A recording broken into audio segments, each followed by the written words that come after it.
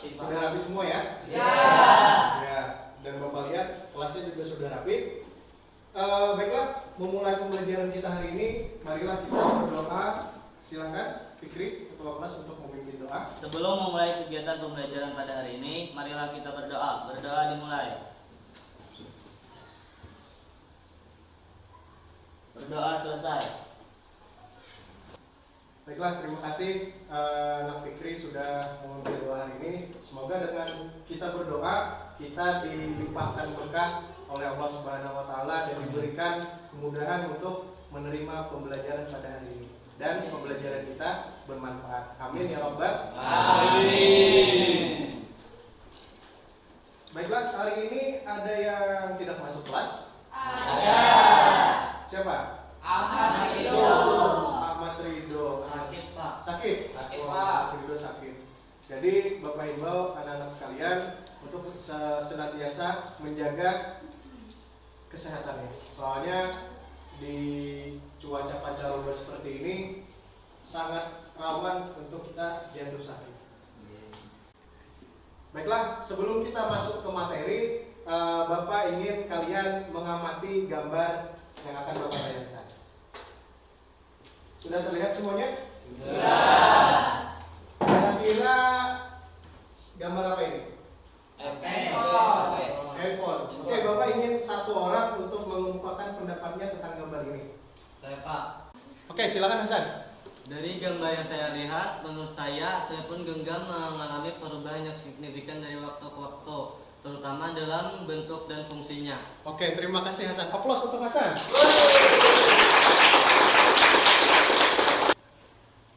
Jadi benar apa kata Hasan? Di setiap waktu ada handphonenya tersendiri. Diawali dengan bentuk yang sangat besar, sampai kepada yang akhir, kira-kira kalian memiliki semuanya, yaitu smartphone. Bentuknya lebih ringkas dan fungsinya lebih banyak lagi. Oke, Bapak ingin tahu cerita kalian tentang HP. Kemungkinan ada yang pernah punya pengalaman memiliki BlackBerry, Samsung, atau bahkan ponsel jadul. Siapa tahu punya kakeknya di rumah atau bagaimana lah. Oke, silakan. Siapa yang mau mengemukakan ceritanya tentang memiliki sebuah handphone? Saya, Pak. Oke, silakan. Oke, silakan Siti. Saya pernah menggunakan handphone BlackBerry pada tahun 2013 dan itu handphone pertama saya waktu SD. Oke, terima kasih. Aplaus untuk Siti. Nah, berarti di setiap masanya pula kalian punya barang, dalam hal ini handphone, yang mungkin menjadi kenangan bagi kalian. Salah satunya tadi Siti yang menceritakan pengalamannya memiliki HP BlackBerry. Dia kelas berapa dan itu adalah HP pertama yang dia miliki. Jadi motivasi untuk pembelajaran kita hari ini adalah kalian sebagai generasi muda harus bijak dalam memanajemen waktu. Dan kalian harus senantiasa mengupgrade skill yang kalian miliki agar kalian menjadi ahli di masa mendatang. Baiklah, kita hari ini akan membahas tentang berpikir diakronik dan sinkronik dalam sejarah. Ini adalah kompetensi dasarnya. Silakan bisa dibaca. Dan ini adalah tujuan pembelajaran. Jadi diharapkan setelah kalian melewati pembelajaran ini, ada beberapa hal yang semestinya kalian mampu untuk melakukannya. Jadi ada beberapa hal yang Bapak nilai dalam pembelajaran kita. Yang pertama adalah sikap kalian. Yang kedua, pengetahuan kalian tentang materi ini. Yang ketiga, keterampilan kalian dalam mengerjakan LKPD nanti. Untuk fase yang pertama, yaitu fase orientasi masalah, kalian akan Bapak suguhkan video pembelajaran tentang diakronik dan sinkronik dalam sejarah. Karena kebetulan sekolah kita tidak ada sinyal, jadi tidak bisa untuk memindai QR code-nya. Baiklah, akan Bapak tayangkan.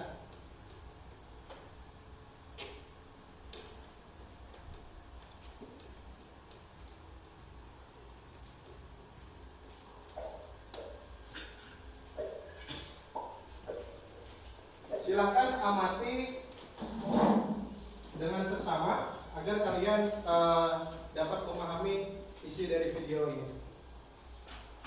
Halo Sobat Historia, salam jumpa. Perkenalkan nama saya Rita. Saya berprofesi sebagai pengajar. Di video kali ini kita akan membahas tentang cara berpikir diakronik dan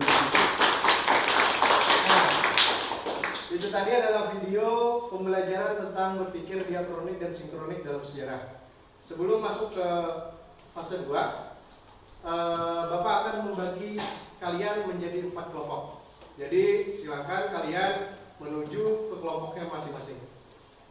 Untuk kelompok 1, yang pertama adalah Husin, yang kedua Nisa, yang ketiga adalah Uliani, dan yang keempat adalah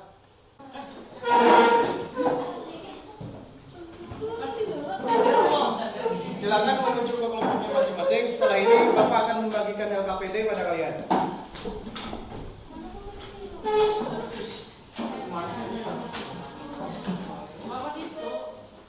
Oke, kalian sudah ke kelompoknya masing-masing. Jadi satu kelompok akan Bapak bagikan satu LKPD. Silakan kalian kerjakan bersama.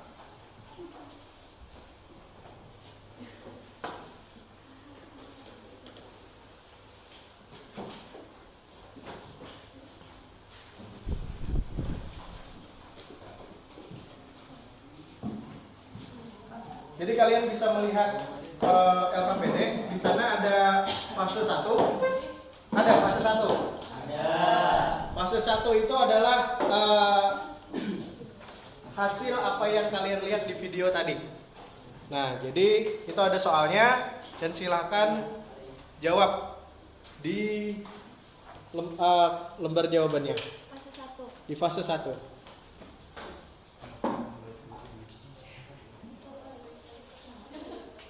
Baik, waktu pengerjaannya 20 menit. Jadi setelah kalian mengerjakan LKPD nanti, kalian akan presentasi di depan kelas tentang apa yang kalian kerjakan, yang tugas kelompoknya. Bisa dilihat di layar. Itu kelompok 1 menganalisis sistem tanam paksa, kemudian membuat poin-poin urutan waktu atau kronologi berdasarkan waktu kejadiannya. Jadi kejadian apa sebelum tanam paksa, habis itu tanam paksa, dan setelah tanam paksa apa lagi yang terjadi. Kelompok yang kedua menganalisis latar belakang sistem tanam paksa dan dampak yang dialami oleh bangsa Indonesia.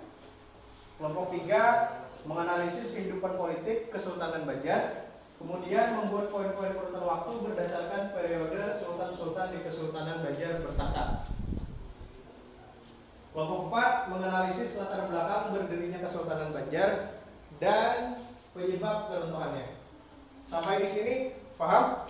Paham. Oke, kalau misalnya ada yang kurang paham silahkan ditanyakan.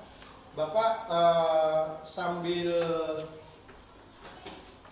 rolling, sambil keliling, sambil menilai kerjaan yang kalian buat.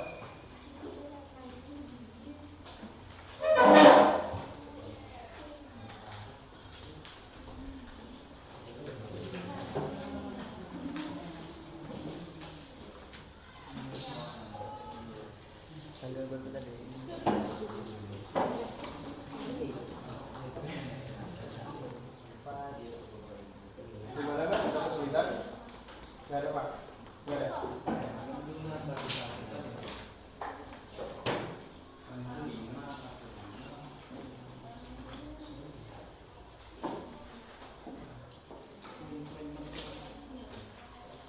Jadi usahakan bekerja semua enak, tidak ada yang numpang nama. Berikan kontribusi terbaik kalian untuk kelompok kalian.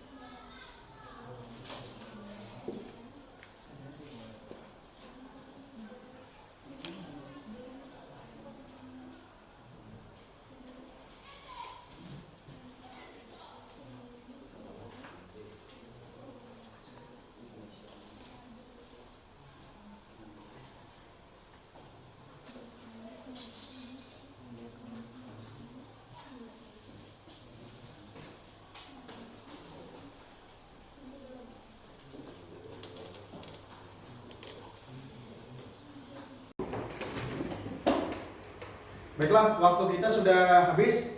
Tolong jangan ada yang mengerjakan lagi. Sudah semua?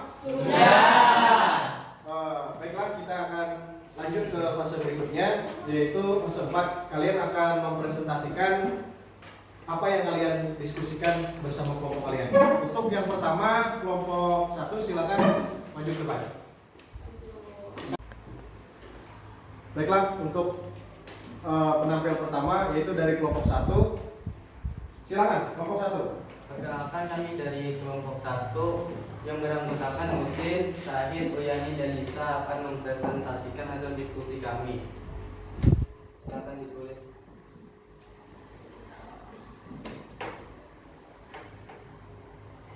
Jadi pada tahun 1825 sampai 1830 perang di Ponorogo mengakibatkan pengeluaran Belanda membengkak. Untuk menutupi hal tersebut, Belanda menerapkan sistem tanam paksa pada tahun 1830 sampai 1870. Karena banyaknya kritik dan dengan dikeluarkannya Undang-Undang Agraria dan Undang-Undang Gula pada tahun 1870, sistem tanam paksa dihentikan. Setelah tanam paksa dihapuskan, pemerintah Belanda melaksanakan politik kolonial liberal di Indonesia.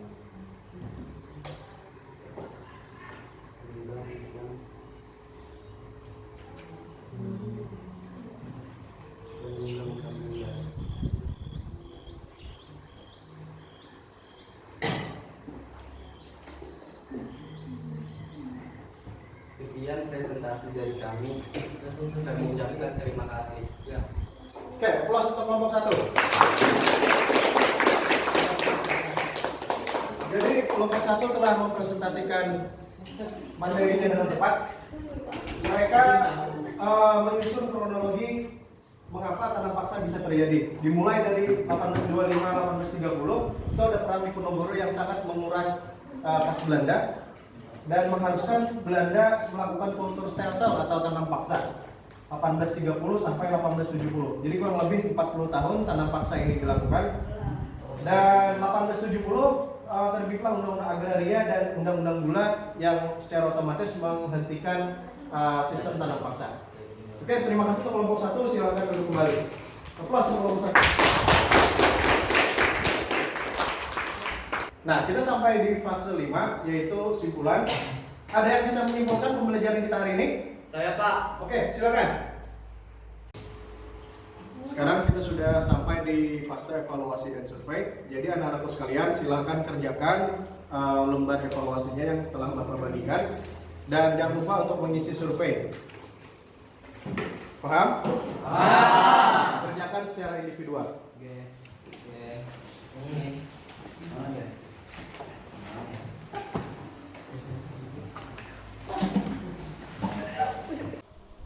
Oke, kalian sudah berhasil mengerjakan evaluasi dan mengisi survei.